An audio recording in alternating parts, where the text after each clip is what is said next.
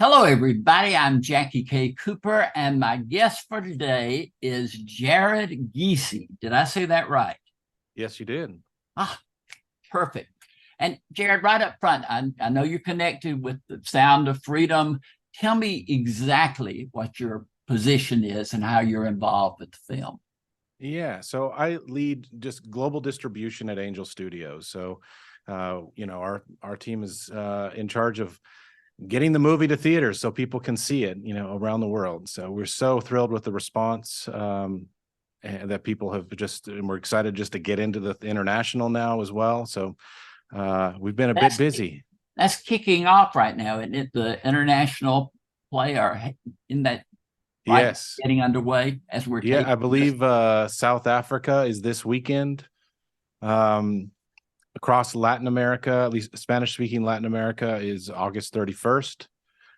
We've got UK and Ireland September 1st, Australia, New Zealand. Look out, world, Yeah, here y'all come. we're working our way. We're working our way. Spain, and we'll be in October. Hopefully, we'll have some more European territories in October.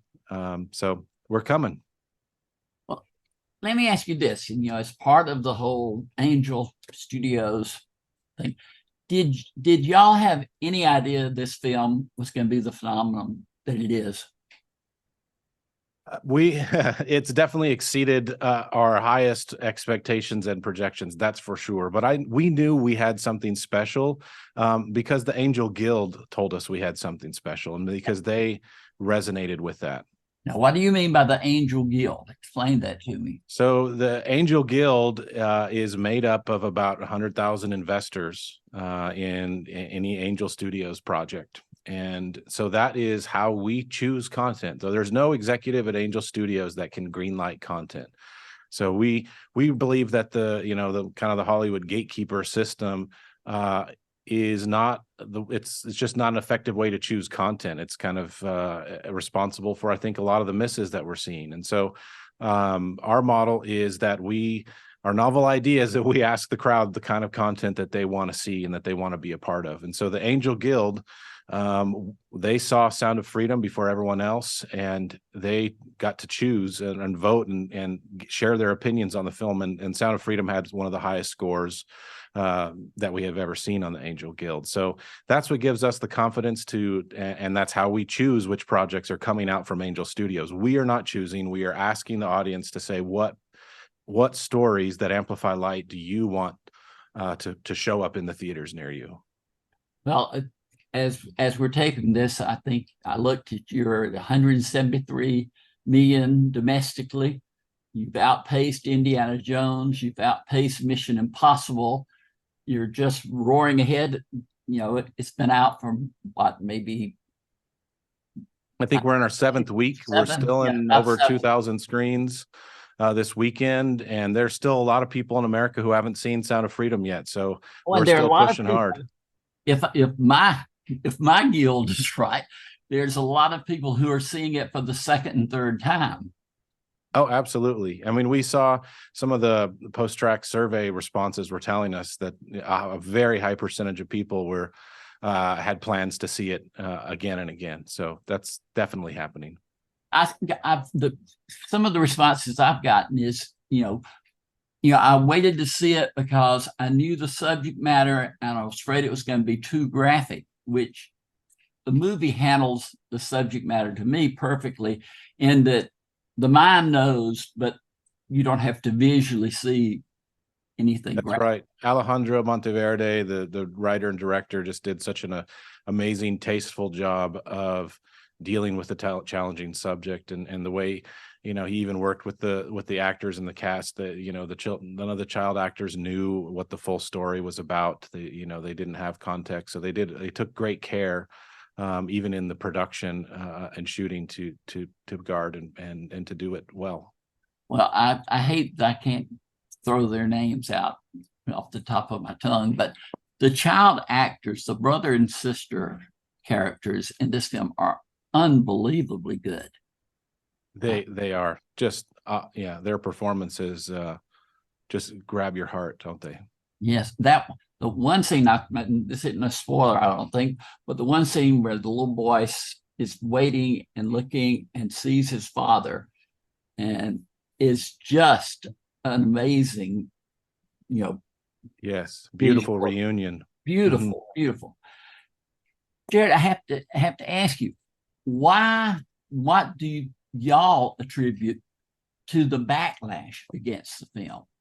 It seems like out of nowhere, there's all these conspiracy theories and all this stuff. Where did that come from? Well, I mean, there are a lot of different opinions that people want to share, and I think to me that's just a sign that there's a cultural conversation and awareness that's happening, and so rather than I think seeing it all as controversy, we're grateful for the awareness, and that there I think people are there's a conversation about human trafficking and child trafficking that's happening.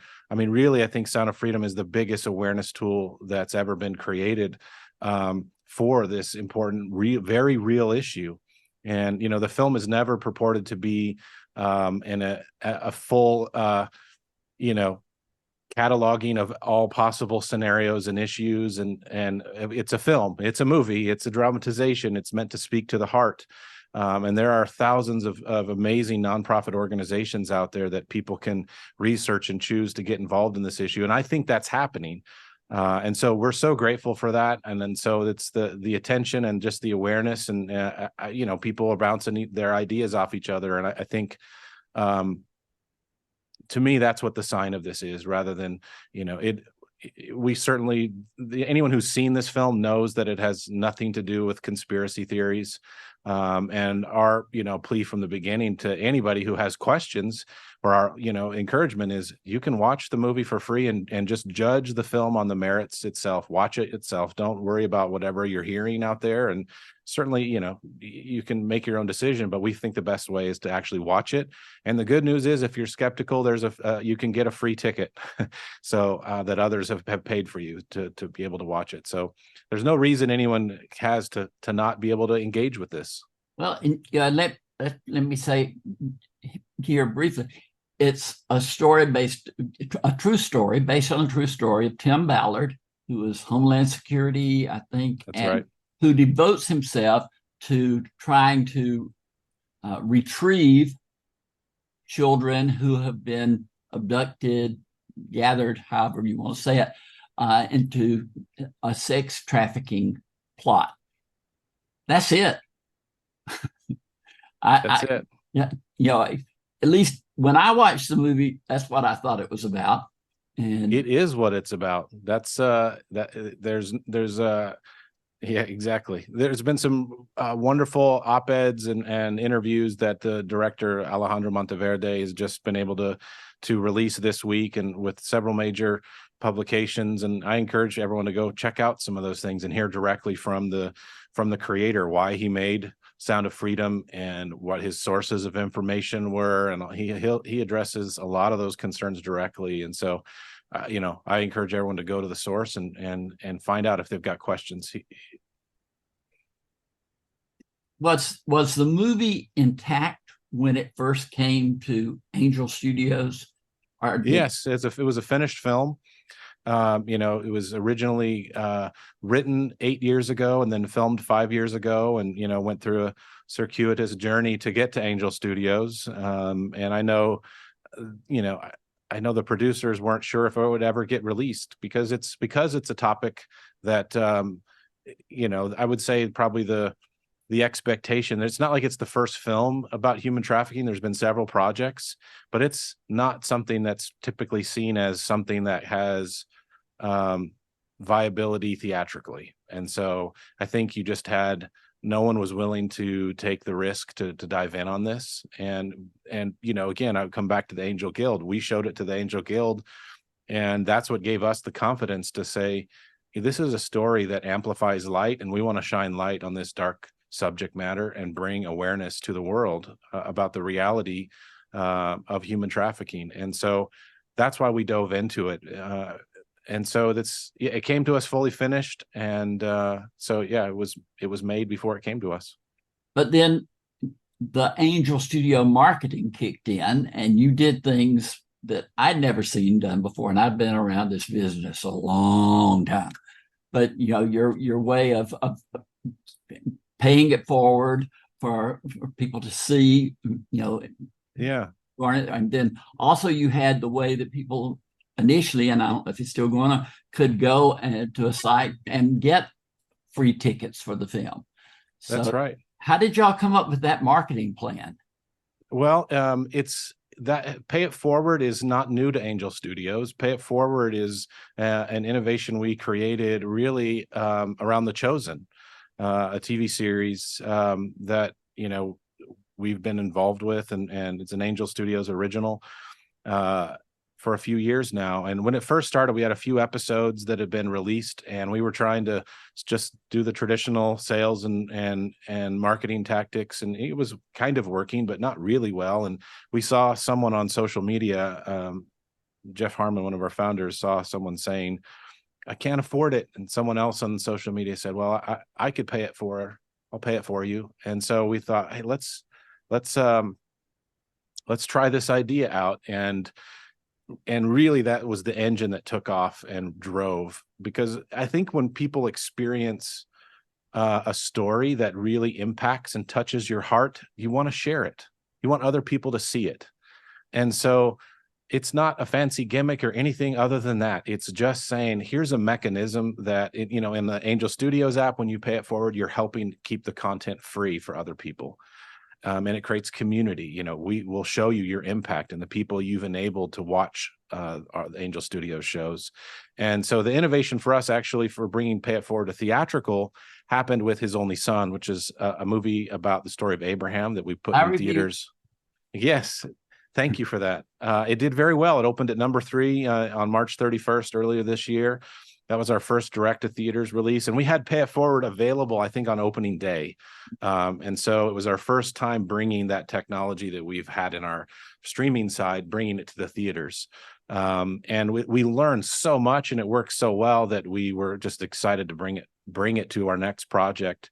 And it's really resonated with and been an engine of just such awareness for Sound of Freedom, because after Sound of Freedom, when you watch that, you are touched to the core, and people want to do something. And so we want that experience to be shared. And so there are still tickets that have been purchased for people. And so for whatever reason, if you need a ticket, you can get one. And that's not money that's, it's not our marketing budget that's come. It's everyday people wanting to share this experience with others, with their neighbor. And so we're just trying to facilitate that. And it's funny to me that that's even been controversial. It seems like a pretty easy thing. I mean, the idea of Pay It Forward really comes from coffee shop, buying a coffee for someone in line behind you, In the drive-through, somebody paid it forward. Oh, you don't owe anything. Yeah. But I mean, Angel Studios now, I know, I heard that the CW that The Chosen was going to the CW. Is that true? I heard that. Lionsgate is handling licensing for The Chosen after it's in the Angel Studios app and the Chosen app, and so they were able to place it on CW, and it's been doing well on Sunday nights and breaking ratings records. So we're thrilled for new audiences to discover The Chosen. What's the next major motion picture? Has the Guild picked out what's next? Yes. So we have a few upcoming projects coming to theaters. I'll give you 3. The first one is called After Death, and that comes to theaters on October 27th of this year. This year, and it is a powerful exploration of near-death experiences, and really showing the idea that there is life after death. And so you'll hear some powerful stories there. Any star of that you can name? Or we're about to release the trailer soon, and we'll be the first to know. So it's coming soon. The next film is called The Shift. That was an original production all the way through from in a short film, or a torch, that the Angel Guild greenlit, and stars Christopher Palaha and Neil McDonough. And I like Neil McDonough. That's one of my favorite actors. So That's right. And so there are some just amazing casts. We got some of the cast from The Chosen are in there. And so that film is slated for December in theaters. It's a sci-fi movie. It's a multiverse movie. But it really is a parable of the story of Job, set in a multiverse. So it's a pretty fascinating film. So that trailer's out at angel.com/shift, or The Shift. I should have checked that URL. It's one of those two. I'll find it. And then we, in March of next year, we have a film called Cabrini. And that's the next film from director Alejandro Monteverde, who was the director of Sound of Freedom. And it is every frame in that film is a painting. It's so beautifully shot, and it is a story of a forgotten American hero, that most people don't know her story. And so we're excited to bring the very true story in early 20th century New York. She's an Italian immigrant and an entrepreneur, and she was the first American to be sainted. So it's called Cabrini, a super powerful film. So that's what's coming next. We're going to look forward to all three of those. So that's right. And that's angel.com/Cabrini, CABRINI. You can check out the trailer. Absolutely. Well, listen, Jared, thank you so much for taking your time. I know you've got a busy schedule, but we pleasure. Appreciate you coming and talking about it. And good luck with the international marketing of Sound of Freedom. I know it's going to be a big hit all around the world. And thank you for bringing it to theaters to begin with. Thank you, Jackie. Appreciate it very much. All right. Thanks a lot.